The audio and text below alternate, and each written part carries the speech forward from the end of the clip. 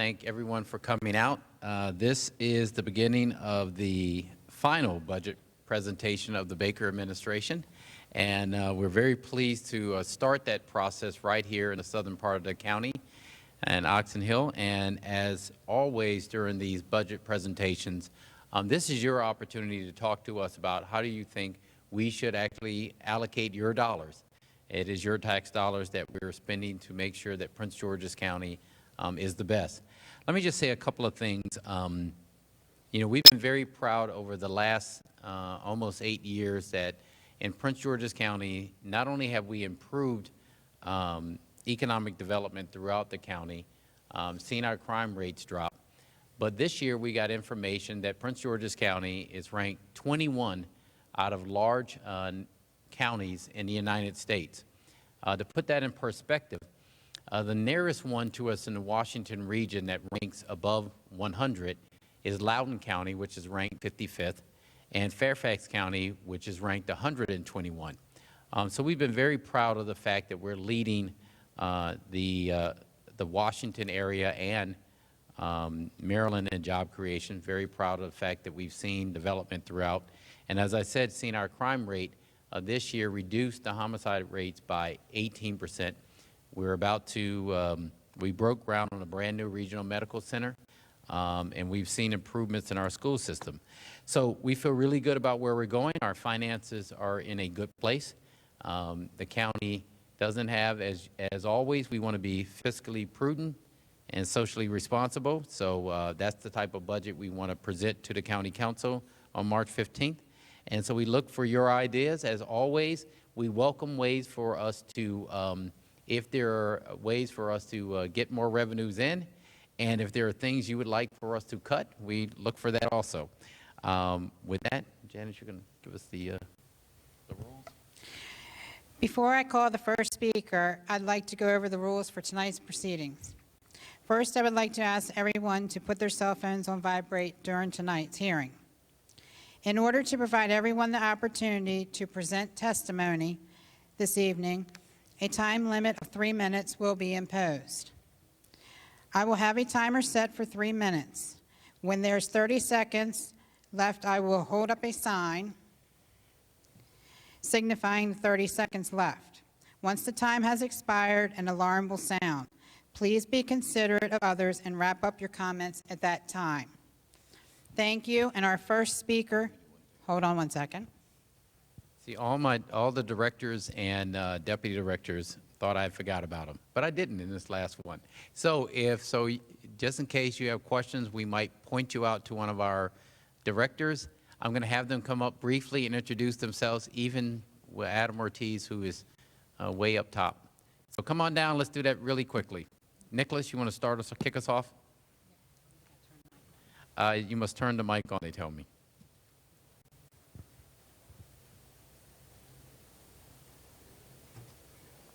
Good evening. I'm Nicholas Majette, the Chief Administrative Officer for Prince George's County. Turn the mic on. Jim, you have to Turn it on. Take Hello, testing. Yeah. Hello, I'm Jim Coleman. I'm the President and CEO of the Prince George's County Economic Development Corporation. It's good to be here. Good evening. I'm Gloria Brown Burnett, the Director of the Prince George's County Department of Social Services. Good evening, everybody. Good evening, Mr. County Executive. I'm Adam Ortiz. I'm the Director of the Department of the Environment. Good evening, everyone. My name is Ruby Sherrod, and I'm the Associate Director for the Department of Permitting, Inspections, and Enforcement. Good evening. I'm Mary Lou McDonough. I'm the Director of the Department of Corrections. Hello, I'm David Iannucci, Assistant Deputy Chief Administrative Officer for Economic Development. Good evening, everybody. I'm Martin Harris. I'm Deputy Director of the Department of Public Works and Transportation. Good evening. Brad Frome, Assistant Deputy Chief Administrative Officer for Public Infrastructure and Economic Development. Good evening. Gwen Clerkley, Deputy Director, Department of Public Works and Transportation. Good evening. Colonel Darren Palmer. I serve as the Chief Assistant Sheriff. Good evening. I'm Mark McGaw. I'm the Deputy CEO for Public Safety. Good evening. I'm Betty Hager Francis. I serve as Deputy Chief Administrative Officer for Health, Human Services, and Education. Good evening. I'm Barry Stanton, Deputy Chief Administrative Officer for Public Infrastructure. Good evening, everyone. Ben Barksdale, Fire Chief. Okay, we're going to get started. Good evening. I'm Stanley Early. I'm the Office of Management and Budget Director. Our first speaker will be Sarah Cavett. Is that too high? With my voice, it carries. Thank you very much. Good evening. My name is Sarah Cavett. I'm here speaking on behalf of the Indian Head Highway Area Action Council. Our first point is that we continue to support the creation of an independent office of the Inspector General. 2 commissions appointed by the county executive have recommended that you have an independent Inspector General. So we will continue to strongly recommend that we seek funding to fully implement that office within this next fiscal year. My second point was going to be to please make sure that we had CART and a signer at various public meetings and hearings, particularly for those of us that are hearing impaired. I thank you very much. This is extremely helpful for those of us who can't hear as well as we used to, and there are a lot of people who are going to be more and more hearing impaired in the next few years. This also helps those of us who are visual learners. We understand then what people are saying. So I do thank you very much, and we want to make sure it happens at all public meetings from now on. This next point is that we support the hiring of more inspectors within the Department of Permitting, Inspections, and Enforcement. We believe that if we enforce those regulations we currently have in place, our county will benefit environmentally and economically. We believe that commercial developers count rooftops, but they tour industrial and commercial areas. Therefore, we would benefit economically from consistently and continuously enforcing property standards in our industrial and commercial areas. And lastly, we believe there should be more transparency and/or an annual report on the status of bonds already approved, issued, and on the books before any more bond questions are placed on the ballot. I thank you very much for letting us make our comments. Thank you. Thank you. Our next speaker will be Grace Collins.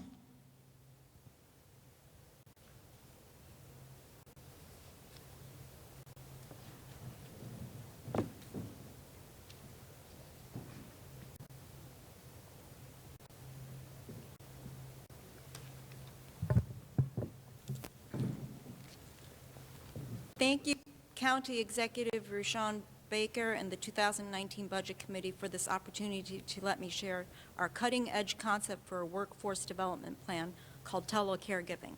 I am the founder of Telecaregiver LLC, which was birthed in 2012 as a solution from a collection of real-life bad experiences from being a family caregiver for my ailing parents during the past 13 years, and my own health horror story from being permanently disabled by a doctor who botched up an epidural in my neck in 2011. This forced me to stay at home for years, and it was really during that time that I got to observe what home health aides, CNAs, and LPNs were doing, or should I say not doing, for my parents. I literally went through 19 home health care workers, of which only 3 were qualified, of integrity, and properly trained. With those, I identified the problem gaps, and I also teamed up with some very high-level federal advisors from HHS, USDA, and the VA. Through that, we developed a practical 40-hour curriculum and compendium app. Our first course is called TeleCNA, which is designed to teach certified nursing assistants on how to use the basic telemetric mHealth monitoring devices and apps to support home-based patient care. Each year since I started this project, I noticed an increasing acceptance of the use of telemedicine, and that is really starting to be integrated into innovative healthcare reform ideas. Funding for telemedicine has traditionally been earmarked for rural health care and veterans serving abroad. However, now, with the increased acceptance of electronic health records, self-tracking devices such as Fitbits and Apple Watches, Skyping consultations with doctors, even regulations on those who can use telemedicine are being eased. Priority laws amongst states for doctors' licenses being recognized, and now Medicaid covers telemedicine in all 50 states and territories. We need more grants and bills that support funding for telemedicine for the use in urban and suburban areas, too. Telemedicine statistically does reduce fraud, waste, and abuse. For that example, it reduces 2.2 million of unnecessary transfers between emergency departments, saving $1.39 million. Hybrid technologies would avoid another 850,000 transports, saving $3,537 million a year. Correctional facilities, it would save $210 million a year. In nursing home, transport costs approximately $3.6 billion a year. With telemedicine, it would save $1.2 billion for inpatient visits. Overall, increasing the use of telemedicine would reduce hospital stays and $19 billion of loss in hospital readmissions rates, which is approximately about $3 million a year or more. Even with the new $543 million University of Maryland Capital Region Medical Center groundbreaking ceremony on November 30th that you, County Executive Rushan, spoke at, I am sure that you know that the top consultants have identified the value of continuum of care monitoring after discharge, and they desire to be a cutting edge in terms of informatics and innovative uses of telemedicine. We all need to address the fact that every one of us are getting older and not younger. And if we are not strategic and have a workforce development plan in place for the future, there will not be enough caregivers to take care of the baby boomers. So we are trying to start the training now for the demand of the future. Since online education is gaining acceptance and young millennials are accustomed to using iPhones, tablets, Thank you very smartphones. much. We have your testimony here. We're going to, Okay. but thank you for coming out and testifying. Okay, thank you. Thank you. I believe I saw former senior staff Calvin Hawkins here. You're here, wave. Thank you.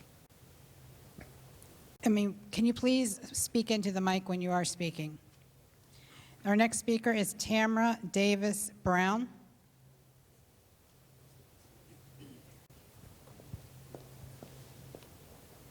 Good evening, County Executive Baker and senior administrative staff. Thank you for the opportunity to come before you. For the record, I'm Tamara Davis Brown, living at 12012 Bork Drive in Clinton, Maryland. I'm coming to present a couple of legislative priorities that I think need to be considered before our House delegation while they're in their 90-day session. And primarily it has to do with the big behemoth just down the street called MGM and how they want to expand. I think we need to go back and renegotiate before allowing further expansion to MGM, that we get additional revenue from them for our schools, because I do not want to see any new tax proposals for a tax increase. And we really need to take advantage of the fact that they're going to be increasing the gaming and table gaming sites, potentially building a second tower is what I'm hearing. There are other expansion plans on the books. And the fact that we are not getting what I feel is our lion's share of resources and financial resources, and they're making millions, and we've seen the reports of how well MGM is doing here in the county, I still feel that we're being shortchanged. Because we spend 60 cents on every dollar for school education in our local taxes, we're just not seeing the promise that when voters voted, I did not vote for bringing gaming to the state or to the county, but since the promise was made to build MGM, that we were going to, the majority of the money was going to be used for education. I'm still seeing that our education budget is very tight. We're not, it seems that we're still supplanting what was originally in our tax dollars versus what we're getting from MGM. So I'd really like to see us renegotiate that formula with the state gaming commission, so that we will not have to see new tax proposals. Same thing on bond bills. Your administration has had the highest voter seeking voter approval for bond bills than any other administration, and I think I testified on this last year. that's indebting not only our children, but our children's children, and it's not fair because we're not seeing the infrastructure, particularly here in South County, in terms of that there's going to be now a delay. Mr. Barksdale came to our community to tell us there's going to be a delay in the construction of the Oxon Hill Station, new fire station, and there are over 3,000 calls coming out for the first due service out of the current Oxon Hill Volunteer Fire Department. So we really need to see you hold fast on bond bills and that we don't see any more of those requests in November. And then finally, I want to ask for more funding for the bus, particularly in South County, to get our residents around throughout South County. And then greater funding for state road priorities. You're going to have to present priorities, and you know 210 Indian Head Highway has been in the news lately. We want to make sure that those MGM dollars are coming to complete that, but 301 Route 5, we had a pedestrian fatality of a young man from Wise High School not too long ago. We want to ensure that we get signalized crossing that was supposed to have been done back in 2015. We've got the Behemoth on Route 4 of Westphalia, but the traffic is horrible. Thank you. Thank you. Thank you.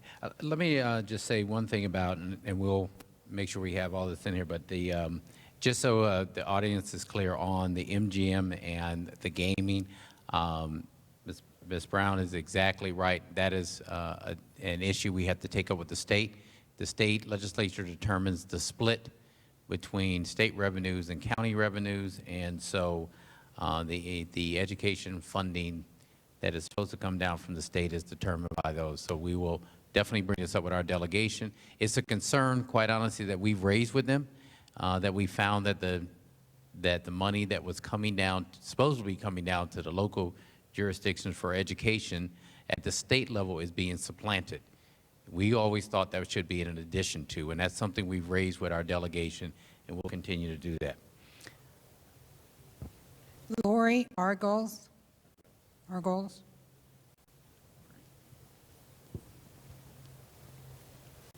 Good evening, everyone. My name is Lori Arguelles, and I'm the president and CEO of the Alice Ferguson Foundation for Environmental Education.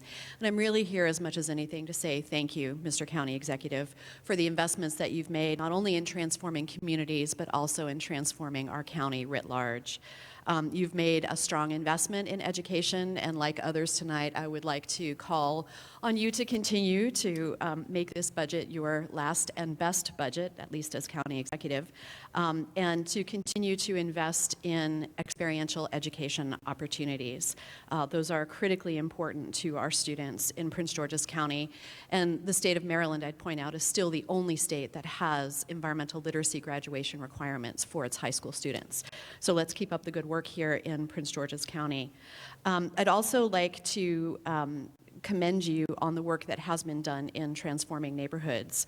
I know it was tough to go to once-a-week cleanups, and I may get booed up here, but as somebody who cleans up the trash regularly through our Potomac River watershed cleanup, which, by the way, sir, is April 14th, we'll look forward to seeing you out there, that I know that that's been tough, and it's been a cultural change and a real change for folks in terms of service, and it's been tough. I have to say it's been really tough down here in South County. But I'd like to encourage you to hold strong, and I think that as we continue to see the benefits, not only from a budget perspective of once-a-week trash pickup, but also with enhanced emphasis on recycling and composting, I think those are areas where we can not only do well for ourselves, but also well for our environment. I'd like to ask you to continue to advocate for bag legislation statewide. I know you want to see that here in Prince George's County, and we are certainly part of the Trash Free Maryland Coalition to try to get that to happen statewide. It would be very helpful if in that conversation that there are opportunities for those funds that are gathered, if there is to be a bag fee, for that to come back and be earmarked for each county. I'd like to say that we've really appreciated the investment in green buildings in the county, and we'll ask for one more round of support in that regard. And finally, as we look at the intersection between ecology, agriculture, and architecture, I would just remind you that you have 1,200 acres of land that is under your management for the agricultural uses in the county, and to look at the value of sequestering carbon through healthy soil is something that I would really appreciate you all looking at. Last, I'll say that we're here to help too, and we look forward to getting fairly large firefighting, water firefighting tank installed in our property to help down in the Accokeek area with any fire issues that we hope will never arise, but we want to be prepared and ready, and we appreciate Chief Barksdale and his team in that regard. With that, I will say thank you for all that you have done, and it is a great day in Prince George's County. Thanks to you. Thank you, Laura, and thank you for all of that you have done for the county. I do believe, and my eyesight's bad these days, but I think we have former delegate Veronica Turner here. If she's here, can stand up, give her a round of applause. Thank you for coming out in your former district, and thank you for the work that you did as while you were in Annapolis helping us, and as chair of the Legislative Black Caucus. Great job. Do we have any more? Okay. Well, I want to thank everyone for coming out here tonight. We want to make sure that you're aware we're holding, this is the first of 3 briefings on the budget. As I said at the very beginning, it's your opportunity to have input. I think the budget is available. The budget is available online, so please feel free to look at that and continue to give us your comments. The next budget hearing will be on February 8th at Prince George's Community College at 7 p.m. The final budget hearing will be on Tuesday, February 13th, and that will be at Laurel High School at 7 p.m. We look forward to seeing you there and get the word out, and thank you very much.